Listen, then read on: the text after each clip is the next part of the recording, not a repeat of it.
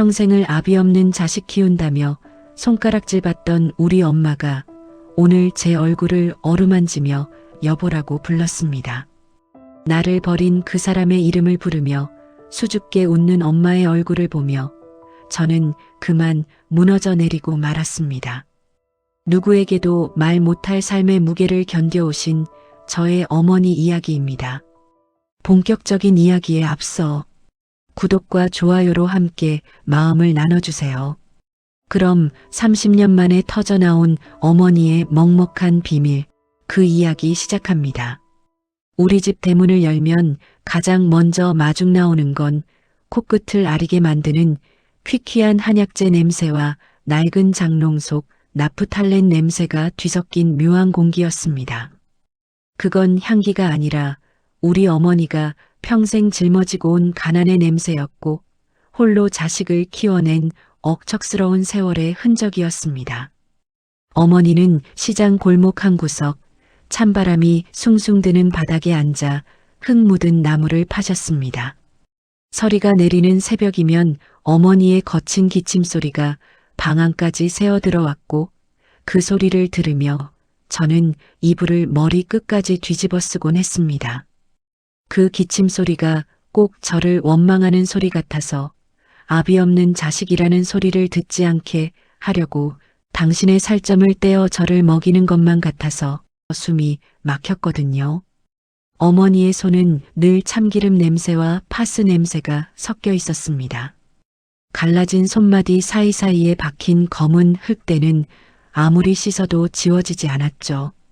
당신은 소매가 다해진 낡은 스웨터 한 벌로 10년을 버티면서도 제 교복만큼은 늘 빳빳하게 풀을 먹여 다려놓으셨습니다. 기철아, 밥 거르지 마라. 남들이 뭐라 해도 너는 이애미의 자존심이야. 알았니? 어머니는 늘 그렇게 말씀하셨습니다. 하지만 그 강인함 뒤에 숨겨진 떨림을 저는 보지 못했습니다. 어머니의 눈가에 깊게 파인 주름이 단순히 세월 때문이 아니라 매일 밤 혼자 삼켜낸 울음의 골이었다는 것을요.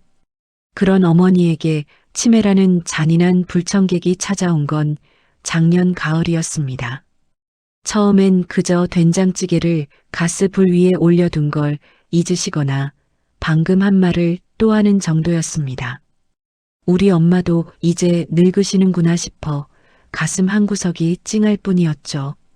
그런데 어느 날 퇴근길에 현관문을 열었을 때 저는 그대로 얼어붙고 말았습니다. 어머, 여보, 왜 이렇게 늦었어요? 내가 당신 좋아하는 고등어 지져놓고 한참 기다렸잖아. 어머니의 목소리였습니다. 그런데 평소에 그 걸걸하고 억척스러운 엄마의 목소리가 아니었습니다. 마치 첫사랑을 기다리는 소녀처럼 수줍음과 설렘이 가득 담긴 낯설은 목소리. 어머니는 거울 앞에서 얼굴에 분을 얼마나 발랐는지 하얗게 떡칠을 하고 계셨습니다. 입술은 삐뚤빼뚤하게 붉은 립스틱을 칠하고 서랍장 깊숙이 처박아 두었던 30년 전에 낡은 꽃무늬 원피스를 꺼내 입으셨더군요. 엄마, 지금 뭐 하는 거야? 얼굴은 왜 이래? 제 물음에 어머니는 수줍게 웃으며 제 넥타이를 만졌습니다. 당신, 오늘 회사에서 부장이 또 괴롭혔어요? 기철이 아빠, 내가 고기 좀 사왔으니까 기운내요. 저를 바라보는 그 눈빛에는 아들을 향한 대견함이 아니라 사랑하는 남편을 향한 애틋한 그리움이 뚝뚝 떨어지고 있었습니다. 그 순간 심장이 발끝까지 덜컥 떨어지는 기분이었습니다. 단순히 기억을 잃어가는 노인의 망령이 아니었습니다. 제 눈앞에 서 있는 건 나의 어머니가 아니라 평생을 가슴속에 한 남자를 품고 살아온 한 여자였습니다. 나를 위해 평생을 바쳤다고 믿었던 그 숭고한 어머니의 자리에 내가 알지 못하는 낯선 여자의 욕망과 그리움이 들어차 있는 것을 본 순간 말로 다 할 수 없는 배신감과 슬픔이 제 전신을 휘감았습니다. 엄마, 어떻게 나를 보고 그 인간 이름을 불러? 어떻게? 나를 그 사람이랑 헷갈릴 수가 있어? 목구멍까지 차오른 질문을 삼키며 저는 어머니의 퀭한 눈을 바라보았습니다. 어머니는 제 손을 잡으며 마치 세상을 다 얻은 듯 환하게 웃으셨습니다. 그 웃음이 너무나도 투명하고 예뻐서 저는 차마 어머니의 손을 뿌리칠 수가 없었습니다. 어머니의 기억이 부서지기 시작한 그 틈 사이로 제가 30년 동안 외면해왔던 어머니의 진짜 인생이 흘러나오고 있었습니다. 그것은 아들인 저조차 감히 침범할 수 없었던 지독하고도 처절한 사랑의 시작이었습니다. 어머니의 망상은 시간이 갈수록 깊은 늪처럼 저와 어머니를 집어삼키기 시작했습니다. 해가 지고 거실에 어둠이 깔리면 어머니의 증상은 더욱 기괴하고도 서글프게 피어올랐습니다. 밤마다 제 방 문고리가 달각거리는 소리에 잠을 깨는 것이 일상이 되었죠. 여보, 왜 자꾸 겉돌아요? 내가 그렇게 싫어? 내가 뭐 잘못한 거 있으면 말을 해줘요. 네. 어머니는 불 꺼진 방 안에서 귀신처럼 서서 저를 내려다보며 울먹였습니다. 제 팔을 붙잡는 어머니의 손길은 평소보다 힘이 실려 있었고 그 갈라진 손등에서는 싸구려 분 냄새가 진동했습니다. 저는 소름이 끼쳐 어머니의 손을 거칠게 뿌리쳤습니다. 엄마, 제발 좀, 나 기철이라니까. 엄마 아들이라고. 대체 왜 이래? 정말 사람 미치게 만들 거야? 제 비명 같은 고함에 어머니는 마치 벼락이라도 맞은 사람처럼 그 자리에 털썩 주저앉으셨습니다. 어둠 속에서도 어머니의 어깨가 들썩이는 것이 보였습니다. 아이처럼 꺽꺽거리며 우는 그 소리는 제 가슴바닥을 긁어내리는 손톱 소리 같았습니다. 그날 이후 제 마음속에는 어머니에 대한 연민보다 원망이 앞서기 시작했습니다. 평생을 나를 위해 살았다는 분이 어떻게 나를 그 인간이랑 헷갈릴 수가 있는지, 나를 버리고 떠난 이름조차 가물가물한 그 남자의 그림자가 왜 이제 와서 우리 사이를 갈라놓는 것인지 분해서 견딜 수가 없었습니다. 치매 노인을 돌보는 일은 영혼을 갉아먹는 일이었습니다. 밥을 차려드려도 남편 줄 거니까 건드리지 말라며 숟가락을 뺏으시고 새벽마다 현관문을 열고 나가 우리 남편 올 시간 됐다며 길목을 지키는 어머니를 끌어다 앉힐 때마다 제 안의 인내심은 바닥을 드러냈습니다. 그러던 어느 날 오후였습니다. 어머니가 병원에서 처방받은 약 기운에 취해 깊게 잠드신 사이 저는 어머니의 방을 정리하기 시작했습니다.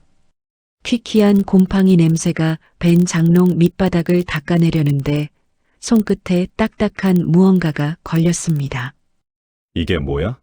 그것은 낡은 보자기에 겹겹이 쌓인 작은 상자였습니다.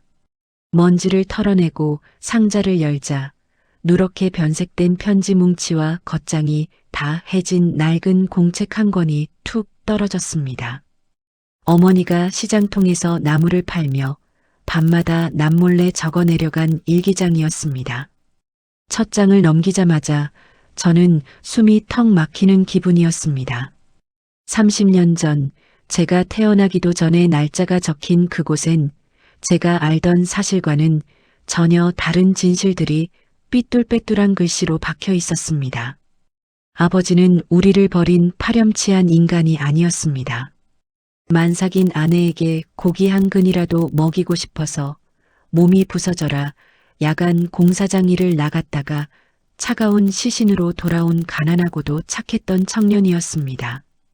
그리고 어머니는 재수없는 년이라며 시댁에서 쫓겨나면서도 남편의 마지막 유산인 저를 지키기 위해 평생 미혼모라는 주홍 글씨를 스스로 가슴에 새기며 사셨던 겁니다. 일기장 속의 어머니는 매일 밤 죽은 남편의 사진을 가슴에 품고 울며 이렇게 되뇌었습니다. 여보, 당신 닮은 우리 기철이 얼굴을 보면 자꾸 눈물이 나서 못 살겠어. 당신이 살아서 돌아온 것만 같아서 자꾸 당신 이름을 부르게 돼. 미안해요. 내가 당신을 못 잊어서. 우리 아들한테 아빠 없는 서름을 줘서 정말 미안해요. 그 문장을 읽어내려가는 순간 심장이 발끝까지 떨어지는 기분이었습니다. 제가 망령이라고 치부했던 어머니의 행동들은 미친 사람의 헛소리가 아니었습니다.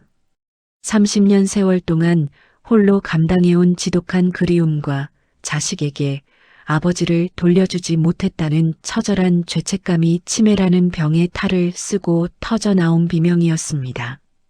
저는 일기장을 가슴에 안고 방바닥에 머리를 박은 채 오열했습니다. 평생 아들에게 짐이 되지 않으려고 강철 같은 엄마로만 사셨던 분이 정신의 줄이 놓이자마자 숨겨왔던 연약한 여자의 눈물을 쏟아내고 계셨습니다. 거실에서는 잠에서 깬 어머니가 다시 수줍은 목소리로 저를 부르고 있었습니다. 여보, 거기 있어요? 나 당신 오기만 기다렸는데 우리 기철이 깼나 봐요. 가서 좀 봐줘요. 그 나긋나긋한 목소리가 이제는 비수처럼 제 가슴을 찔렀습니다. 평생을 어머니라는 이름의 감옥에 갇혀 살았던 한 여자의 가여운 영혼이 그 어두운 방 안에서 저를 향해 손을 뻗고 있었습니다.